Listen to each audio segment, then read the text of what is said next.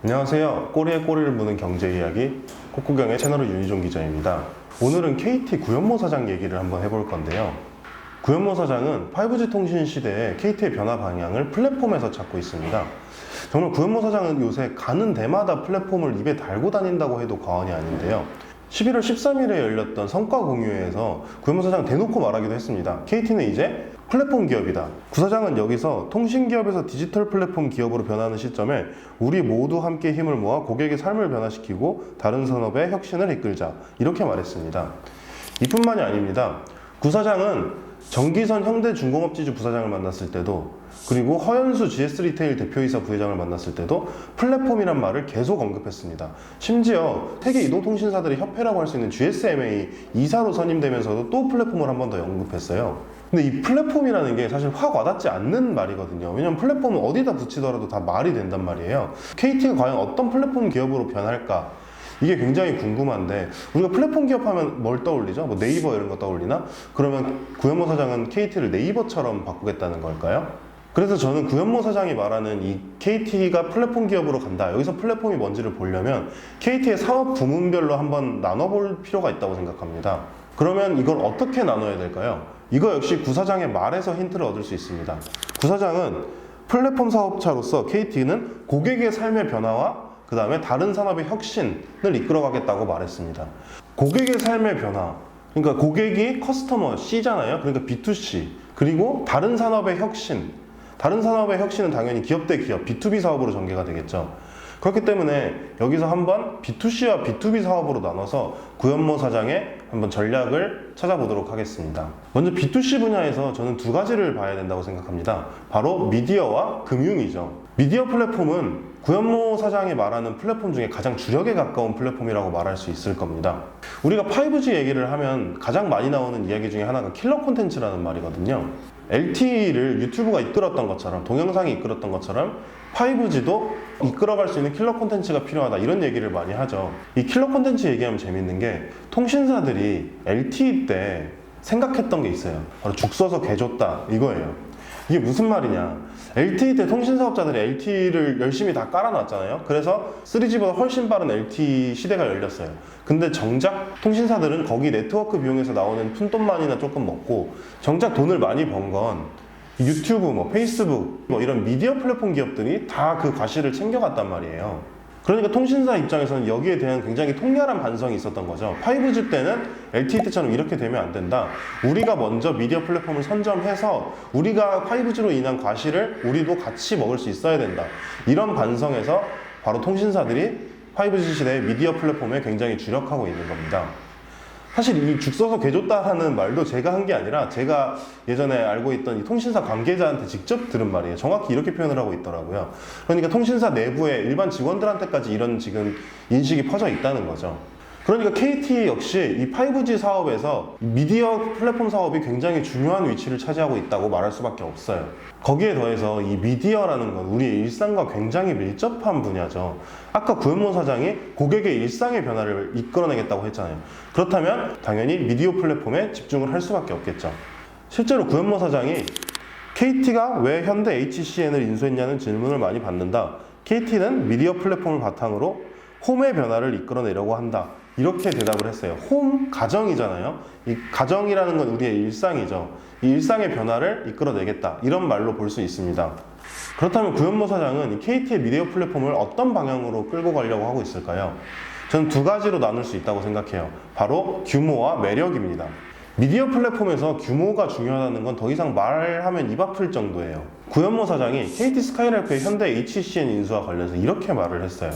미디어 사업에서는 1등이 굉장히 중요하다. 1등을 하면 수월하고 2등을 하면 아무리 열심히 해도 힘들다, 이렇게 얘기를 했어요. 이 말은 KT가 1등을 해봤기 때문에 할 수 있는 말이죠. 실제로 이 미디어 플랫폼에서 KT는 굉장한 경쟁력을 가지고 있어요. 이미 우리나라에서 유료방송, 그러니까 위성방송, 그 다음에 IPTV, 그리고 케이블TV, 이거를 보고 있는 사람 10명 중에 3명은 KT를 통해서 방송을 시청하고 있어요. 사실상 TV를 대부분 이 유료방송 형태로 본다고 생각하면 우리나라 전체 TV를 보는 사람 중에 대충 10명 중에 3명은 이미 KT를 통해서 보고 있다는 말이죠.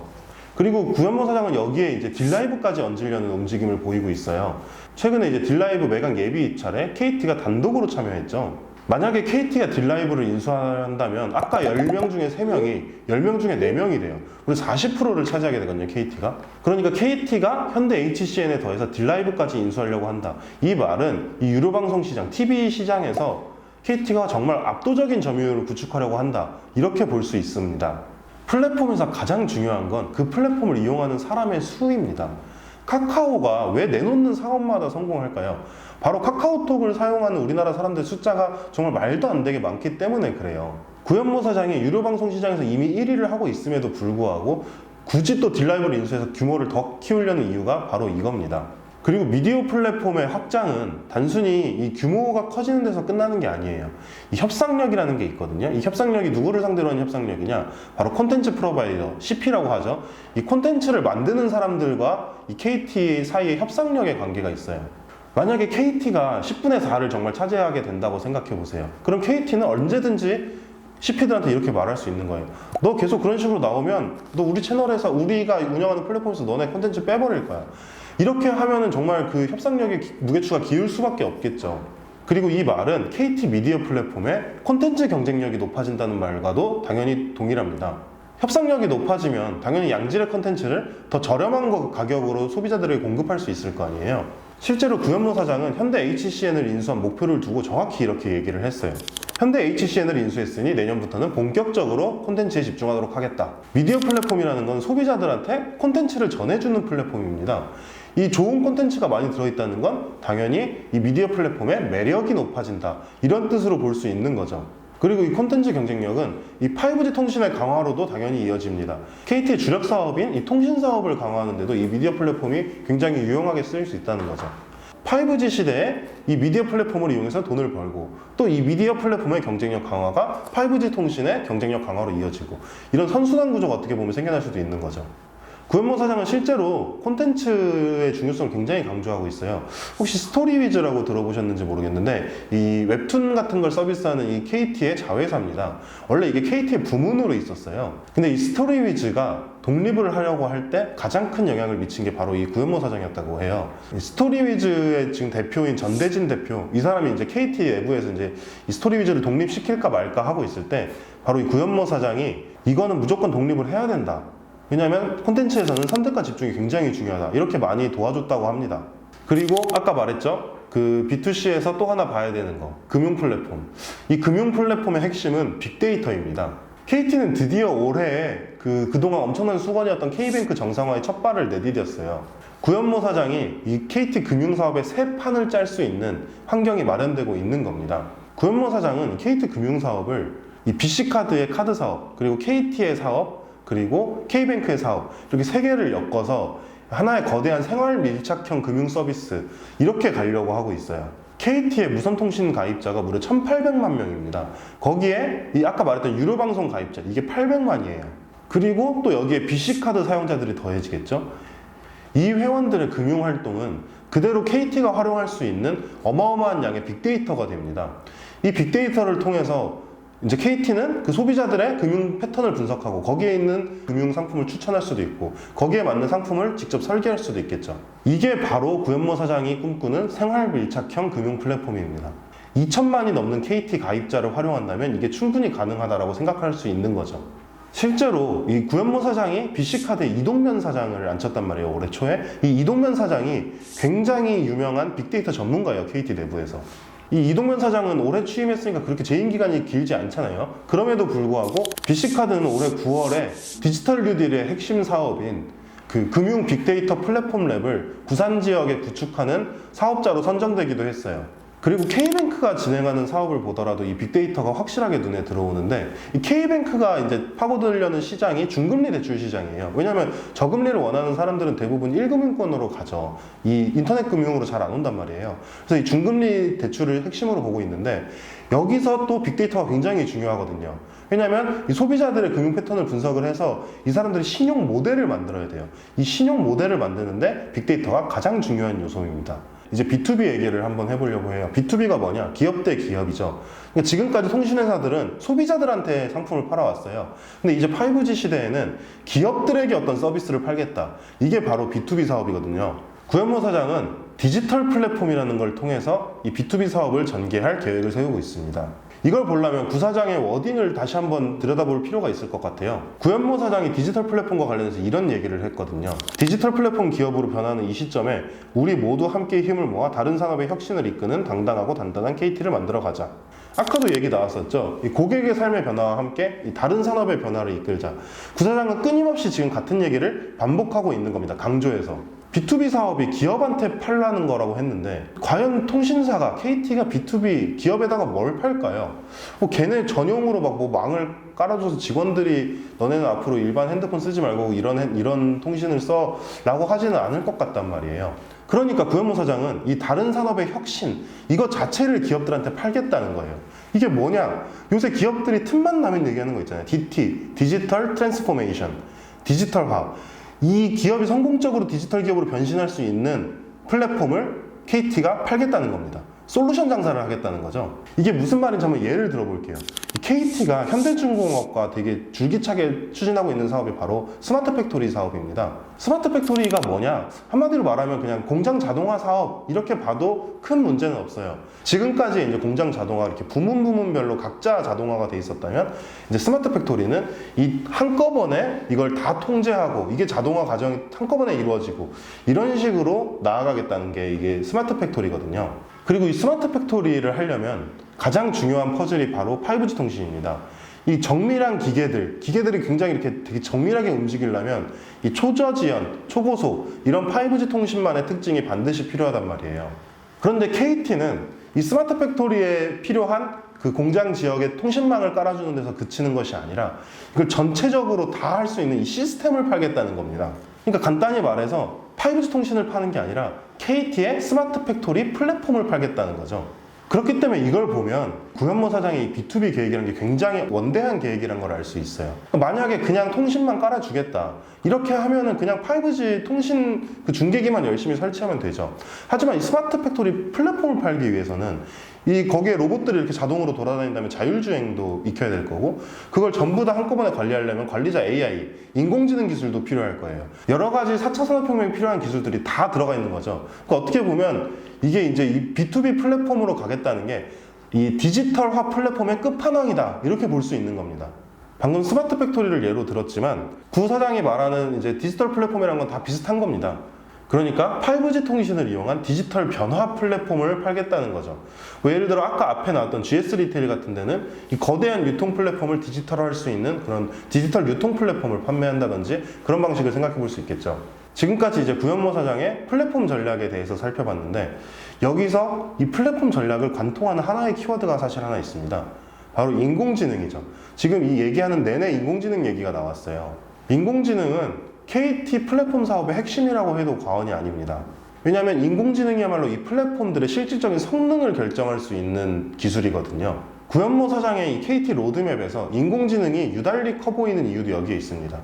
KT는 실제로 우리는 플랫폼 기업이다에 더해서 우리는 인공지능 기업이다 이 얘기를 계속 끊임없이 하고 있거든요. 구현모 사장은 실제로 올해 10월에 열린 KT 디지털 서밋에서 이 KT의 플랫폼으로 변화 이거를 이끄는 세 가지 축을 인공지능, 빅데이터, 클라우드 이렇게 세 개로 꼽았어요. 빅데이터 역시 인공지능과 굉장히 밀접한 관련이 있는 기술이잖아요. 그러니까 인공지능이 얼마나 이 KT의 앞으로 사업에서 굉장히 중요하다는 걸 알 수 있죠. 그리고 구 사장은 말로만 하는 게 아니라 실제로도 이 인공지능에 굉장히 방점을 찍는 경영 행보를 보이고 있어요. 그리고 구 사장이 올해 8월에 또 AI DX 대 이 부문 이름이랑 똑같죠. 이걸 또 열었어요. 여기서 이 AI와 관련된 얘기를 하면서 구 사장이 또 한 번 플랫폼을 강조를 했습니다. 구 사장이 뭐라고 했냐면 AI DX가 플랫폼 사업자로서 고객 삶의 변화와 다른 산업의 혁신을 이끄는 KT로 나아가는데 중요한 디딤돌이 될 것으로 기대한다. 인공지능과 플랫폼의 상관관계를 확실하게 보여주는 워딩이죠.